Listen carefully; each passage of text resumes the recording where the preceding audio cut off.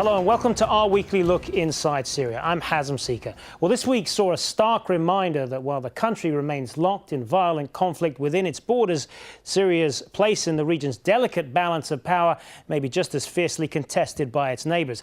Wednesday's airstrike by Israeli jets over Syrian territory was a surprise to many, but also a confirmation that the tensions beyond its borders remain. Details of the attack remain murky, with Israel maintaining a public silence. But some US officials said Israel on Wednesday hit a weapons convoy.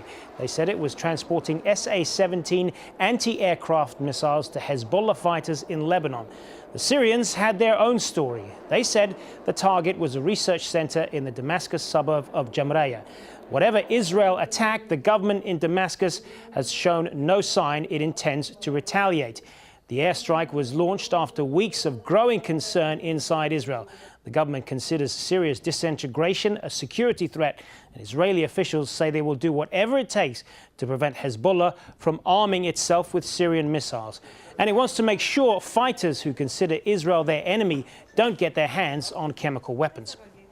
Also this week, generous international pledges of aid to the ever-growing numbers of Syrians displaced by the internal fighting. But how far will it go, and how much more might be needed months from now? But first, to the attack by Israel. It's not the first time it has violated Syrian airspace. Back in August 2003, Israeli jets flew low over President Bashar al-Assad's holiday home. It was considered a message to Syria to rein in Hezbollah. Then in October of that same year, the Israeli Air Force attacked a training camp for Palestinian fighters near Damascus. In June 2006, Israeli jets again buzzed one of Assad's palaces. This time, the warning was for Syria to stop supporting Palestinian fighters who had captured Israeli soldier Gilad Shalit. And in September 2007, Israeli fighter jets dropped bombs on Syrian territory but refused to discuss the target. Then in April 2008, the US released a video it said showed the bombed-out wreckage of a nuclear plant being built with help from North Korea. Well, joining us now to talk more about this are our guests in Jerusalem, Alon Leal, former Director General of the Israeli Ministry of Foreign Affairs. He's also a lecturer at Tel Aviv University. And in London, James Denislow, a Middle East specialist at King's College London. Good to have you both with us, gentlemen. Alon Leal, if I could start with you, how significant was this target that Israel felt compelled to act and strike inside Syrian territory? I can only guess that this was a significant target because by doing so, Israel is taking quite a risk of a retaliation and a kind of a political risk of escalation in the region. So I believe the Israeli defense authorities wouldn't decide to attack unless it would be a target that looks quite frightening in Israel. James Denislow, what's your view on this? What do you believe was the motivation behind these strikes?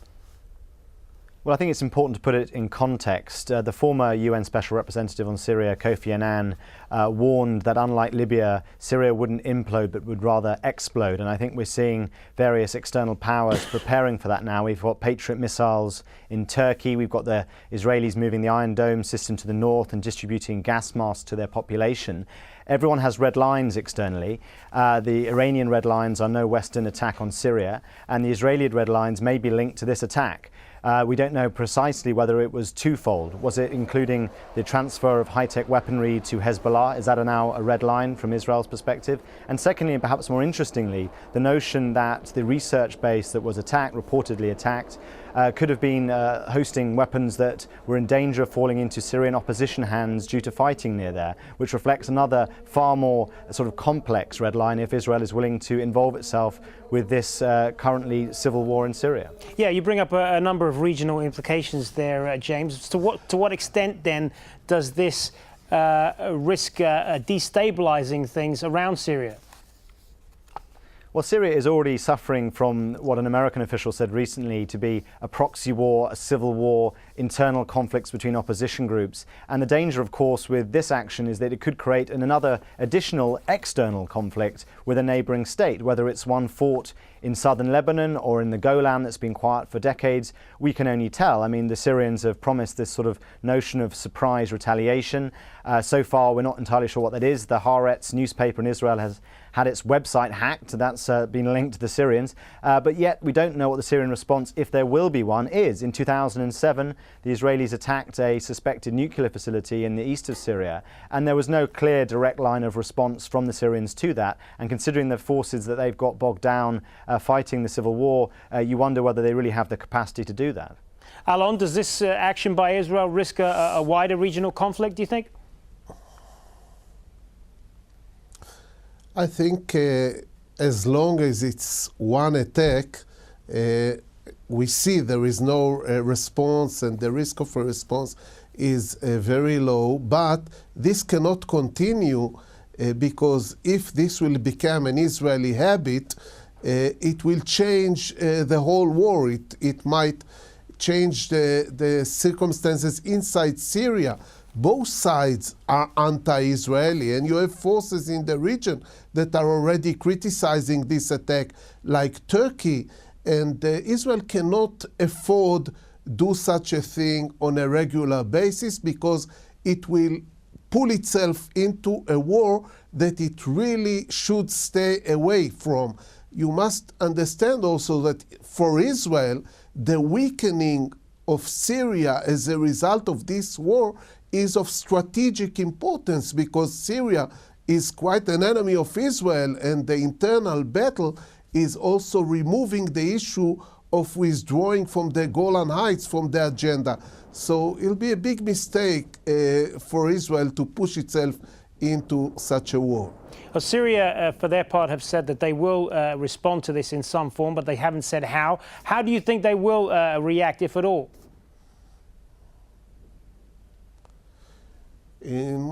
I think the reaction can come not only from Syria, it can come from Iran, it can come from Hezbollah, it can come any minute. And on the other end, maybe we will see no reaction as happened in 2007. I think the fact that time has passed and nothing happened indicates that the ability of the sides I mentioned to react is very limited, and I think that they will forget about it if Israel will stay silent as it did in the last 18 months. James, does this increase the chances that Syria might respond to this in some way through its various proxies, like Hezbollah in Iran, like Hezbollah in Lebanon or Iran? Well, the first thing to say that Lebanon has been incredibly stable considering what's been going on in Syria, and there are real question marks as to why Hezbollah would want to respond on Syria's behalf, which would surely bring heavy repercussions upon the country. And secondly, there is a sort of subsection to that, which is what would the humanitarian situation be if Lebanon suddenly comes under attack? You've already got over 200,000 Syrian refugees having fled there. Where are these refugees going to go? The notion of a proxy conflict, of course, could go far beyond the borders. We saw last July an attack on Israeli tourists in Bulgaria. That notion of a threat anywhere, anytime, a surprise, is something that everyone will certainly think about. But the point I go again back to is this red line notion that this airstrike could have been, rather than a general trend towards escalation from the point of view of Israel, rather a setting out of what they consider to be a red line as far as their security needs are.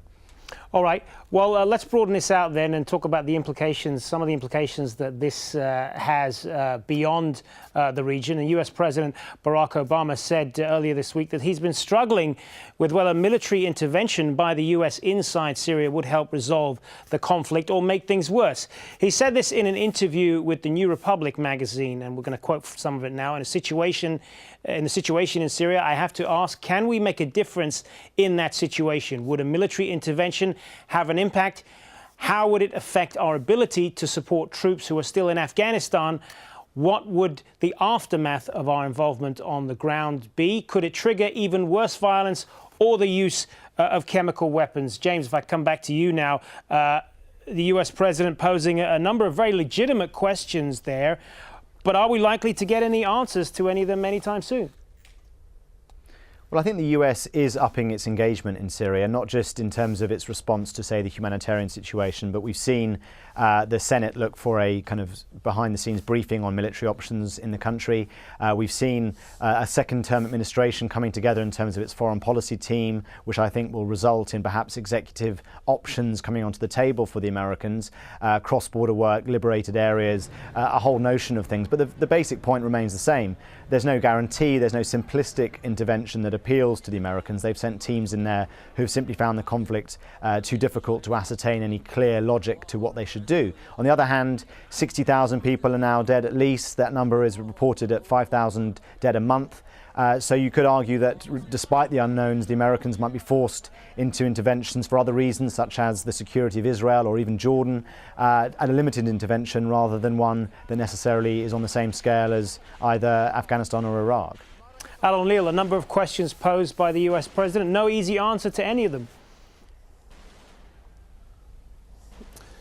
I think the role of removing Assad and preventing the use of chemical or biological weapon is mostly on the shoulders of the United States, but also on Europe. The Western world has this role, maybe together with Turkey. It definitely cannot assign Israel with this role. And I think the international community is not doing enough, should do much more. After 60,000 people killed and close to 1 million refugees, Assad is a war criminal. You say they should do more. What more can they do specifically, given all of the risks that are inherent with intervening in Syria? By far more. What we have seen in the last 6 months is mostly Turkey working against Assad regarding the assistance to the rebels politically, militarily. The West has pulled out of it. We don't hear much about European assistance to the rebels, about American assistance to the rebels. It has to be much more effective, especially now when they have gained some achievements recently. You cannot play a kind of an indifferent role to such a conflict. Also, we see that Russia, Iran, Hezbollah, and definitely the Syrian army are still quite solid in the fight they are giving, and the rebels do not have enough material and military assistance to see to it that this will come to a conclusive result. So a lot could be done, much more could be done than is in fact being done. James Denislow, do you think, given the current tensions in the region, there is the likelihood of another Israeli attack on Syria at some point in the future? Well, we've heard reports already of Israeli aircraft entering Lebanese airspace over the past 48 hours, and other reports from Israeli intelligence figures suggesting that they would be willing to conduct similar attacks again in future. As I say, the point is not one of simply this is an attack that solves all Israel's problems, but rather it's a notion of deterrence and perhaps a symbol of an intent when it comes to any future sort of state of affairs in Syria itself. The Syrian state is shrinking, the control over the country is shrinking, and that could lead other powers, Israel being one of them, to involve itself in areas that are somewhat contested. And I think that's a reflection of how complicated the conflict is. And I think you just have to listen to the statement given to the UN Security Council by Lakhdar Brahimi recently to reflect this complexity. But I think it'd be really interesting to see how the humanitarian response has forced Western powers to sort of up their interest and involvement in the region. And I think perhaps there'll be more political statements of intent coming through as people realise that in a year's time, and we've moved from 17,000 Syrian refugees in February 2012 to over 750,000 this year, this February. So the metrics are going so quickly in the wrong direction, and the risks this has to the entire region are perhaps forcing the hand of a president in Washington who withdrew and exited 2 Middle Eastern wars and does not want to start one, yet might be forced to be involved more. Yeah, the humanitarian situation is something that we'll be getting into in the second half of the programme, but just in the minute or so that we've got left, I'll give the last word to you, Alon Leal. How do you see this playing out over the next few weeks? I think it'll be very foolish of Israel to try and become the regional policeman. I think it's one episode, and Israel will do its best not to repeat it and make it a habit, because otherwise it will backfire. And also, if the Americans or the Europeans think that Israel is doing it or should do it on their behalf, it will cost them a lot, because when they will come and ask Israel to do something on the Palestinian issue, Israel will tell them, look, when you're in trouble, you're coming to us, so leave us alone.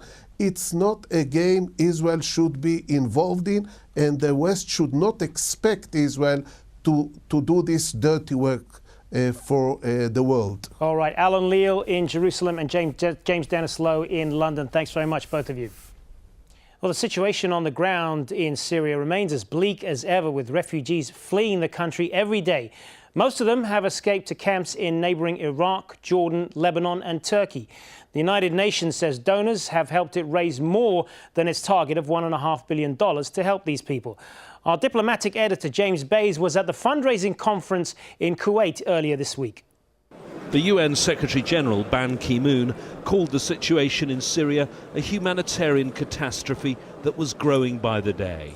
The aim of this meeting to help those suffering inside Syria and the refugees in neighbouring countries, a figure that now stands at over 700,000.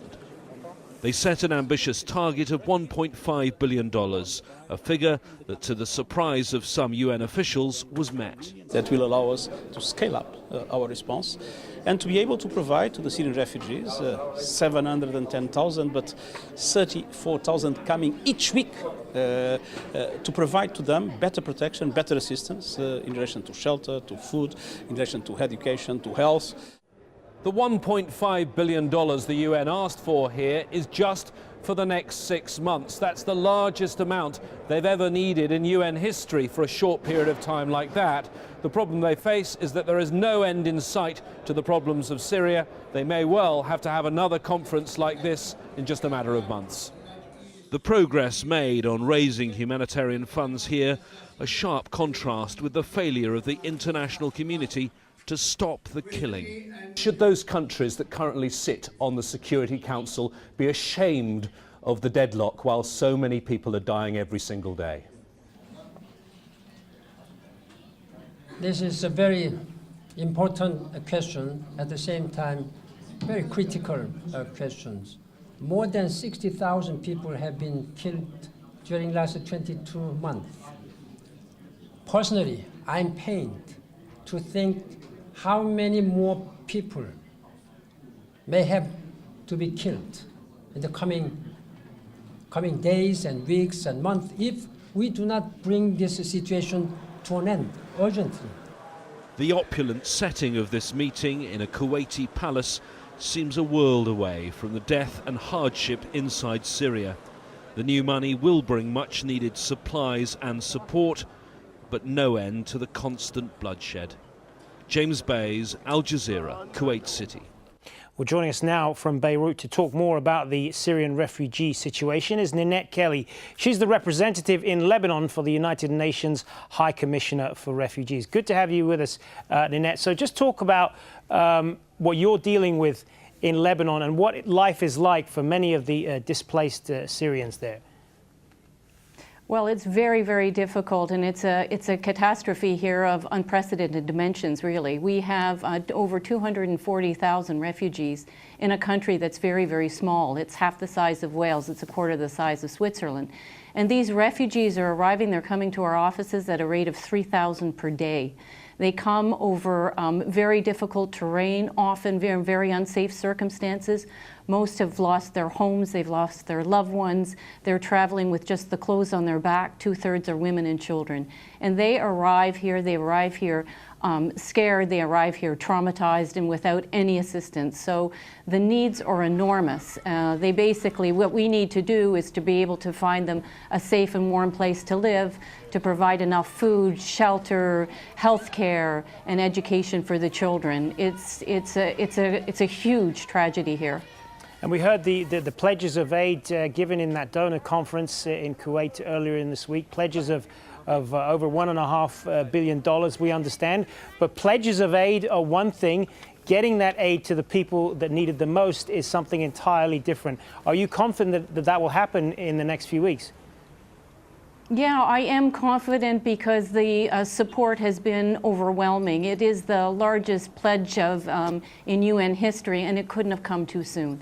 Because all of us in all the different countries, and including within Syria, we reached a limit to our resources. We simply cannot keep up fast enough with the level of new arrivals, for example, here in Lebanon, but elsewhere, and of the growing level and projected level of need. Now, this aid, as far as we understand, as much as it is only meant to provide for Syrian refugees up until June of this year. So what happens after that? We'll probably have to go and have another pledging conference because it's just the needs are of staggering proportions, and right now we feel at least confident that we can scale up in all the needed areas for the next several months, and for us that's a huge gain. Are you concerned though about the thing that's often talked about, this idea of donor fatigue, that the longer this situation goes on, the more difficult it might be perhaps to get the money to these people? It's always a worry, and especially when there's needs all around the world. I think our job, though, is to continue to bring to the fore the plight of the persons that we're trying to help, and to show the world how great the tragedy is here, and how important it is that we're able to address it in a very direct and immediate way. So just give us a sense then of, I know you talked about this a little bit earlier, give us a sense then of the kind of daily challenges that many of the Syrian refugees there are having to deal with in Lebanon. And I know you said as well that there aren't actually proper camps that have even been set up. No, they're not, which is an interesting story, actually. Refugees in Lebanon are scattered across 700 different municipalities, and they have been, for the last almost 2 years, welcomed into individual homes, into communities who are racing to try to help provide as much needed support as possible with the assistance of the UN and international and national partners. But the needs are simply tremendous, because people come without usually any resources, and they land in communities that are already economically stretched and politically fragile themselves. So we're looking at a situation where refugees land in communities that also have needs, and our job is to try to address the most vulnerable while also bringing needed improvements and needed to support to these small communities in Lebanon that are doing their best to provide humanitarian assistance. And what is the most urgent need for you, based on what you've seen there? Is it food? Is it medical aid? Is it shelter?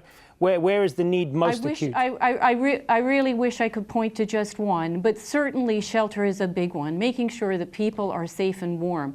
These winters are cold, there's a lot of wind, there's rain, people are living, and some are living in tents, some are living in half-finished houses, some are living in garages, and to keep those places warm and sealed off from the elements and free of floods is a huge challenge. But it's also important to remember that World Food Program, for example, is needed to provide food. So they constantly need resources in order to meet the food needs. So I'd say that it's really shelter and food, but also healthcare. We're trying to provide primary healthcare both to all the refugees, preventative healthcare, but also we have people that are very sick, and with a certain amount of aid, they can be able to become healthy. But if you can't get it in time, these conditions can deteriorate. Indeed, so certainly it really is food, shelter, and healthcare. It's certainly a very troubling it's a huge situation challenge. for the very Syrian troubling refugees, and we situation. appreciate you taking the time to talk to us. Ninette Thank you for Kelly your interest. in Beirut. Thanks very much for your time. Thank you. And thank you for joining us. Remember, Al Jazeera has extensive coverage of what's going on in Syria, not just on this program, but on our on-the-hour news bulletins and online at aljazeera.com. I'm Hazem Sika. Thanks for joining us. The latest news is up next.